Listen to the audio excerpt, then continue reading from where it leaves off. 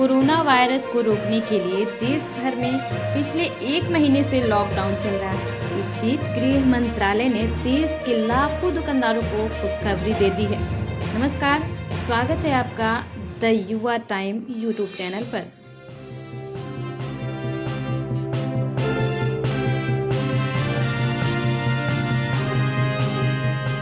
केंद्र सरकार ने देशव्यापी लॉकडाउन लागू रखा है और जो 3 मई तक चलने वाला है।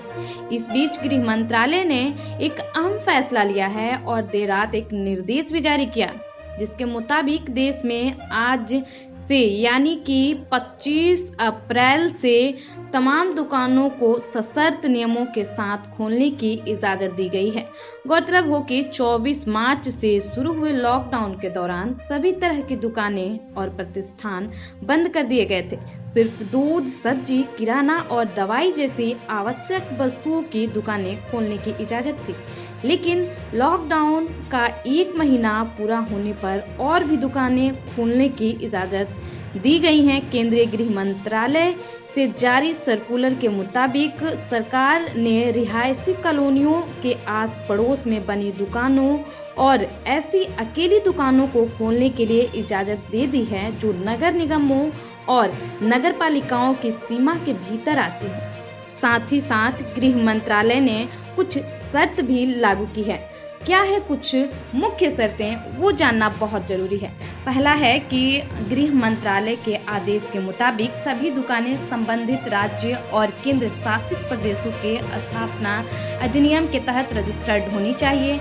और दूसरा है, दुकानों में काम करने वाले स्टाफ को अनिवार्य रूप से मास्क लगाना होगा और सोशल डिस्टेंसिंग के सभी नियमों का पालन करना होगा। क्या देश भर में शॉपिंग कॉम्प्लेक्स और बाजार खुलेंगे? ये हर किसी के मन में सवाल उपजता होगा और उपजना लाजमी भी है। लेकिन हम आपको बता दें कि जो गाइडलाइंस जारी किए गए हैं उसके मुताबिक देश भर में शॉपिंग मॉल्स, बाजार नहीं खुलेंगे। शहरी सीमा से बाहर ही मार्केट कॉम्प्लेक्स खुल सकेंगे।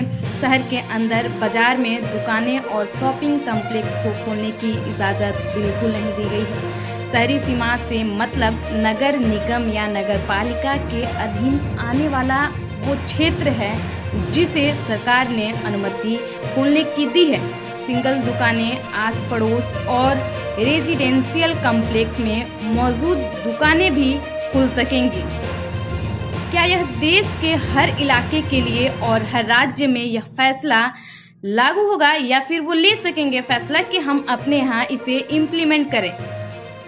अब आपके दिमाग में ये सवालात उठ रहे होंगे कि क्या यह जो नियम है देश के हर इलाकों के लिए है या इस पर जो राज्य हैं वो फैसला ले सकेंगे। तो आपको बता दें कि यह हर इलाकों के लिए बिल्कुल नहीं है। हॉटस्पॉट जो कंटेनमेंट जोन है उनके लिए छूट सरकार ने नहीं दी है। यहाँ तक कि दुकानें भी अभी वहाँ बंद रहेंगी। लेकिन ये जरूर है कि राज्य अपने हिसाब से इसमें फैसले लेने को स्वतंत्र हैं। अब सवाल उठता है कि क्या मॉल खुलेंगे और जो नहीं खुलेंगे या फिर खुलेंगे उनमें कौन कौन सी दुकानें शामिल हैं। तो आपको बता दें कि मॉल बिल्कुल ही नहीं खुलेंगे। किसी सिंगल या मल्टी ब्रांड मॉल को खोलने की इजाजत नहीं दी गई है। अब तक किन दुकानों को छूट मिली है, उन दुकानों में शामिल दूध, राशन, फल, सब्जी समेत कई उपकरण और कई तरह के उद्योग खोलने की छूट दी गई है। ये छूट क्यों दी गई है, ये भी सवाल लाजमी है और इसके पीछे भी सरकार ने दलील पेश की है। सरकार का कहना है कि सरकार चाहती है कि हर छोटे कारोबारियों को नुकसान न हो, लोगों को दिक्कतें न हो, धीरे धीरे आर्थिक गतिविधियों में तेजी आए। शनिवार से रमजान की शुरुआत भी इसके पीछे एक बड़ी वजह मानी जा रही है। कोरोना वायरस से संक्रमित लोगों की संख्या भारत में आज 23,000 से भी ज्यादा पहुंच चुकी है। शुक्रवार की शाम स्वास्थ्य मंत्रालय द्वारा जारी किए गए आंकड़ों के मुताबिक भारत में कोरोना वायरस संक्रमितों की संख्या 23,452 हो गई थी और पिछले 24 घंटों में कोरोना वायरस से संक्रमित लोगों की संख्या 1752 नए मामले सामने आए और 37 लोगों की मौत हुई है। वहीं देश में कोरोना से अब तक 723 लोगों की मृत्यु भी हो चुकी है। हालांकि राहत की बात यह है कि 4,814 मरीज इस बीमारी से पूरी तरह से ठीक हो चुके हैं। बता दें कि देश में कोरोना के बढ़ते मामले को देखते हुए लॉकडाउन की तिथि जो थी वो 3 मई तक बढ़ा दिया गया था।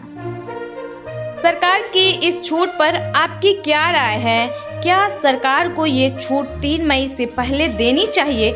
कमेंट बॉक्स में जरूर बताएं। शुक्रिया।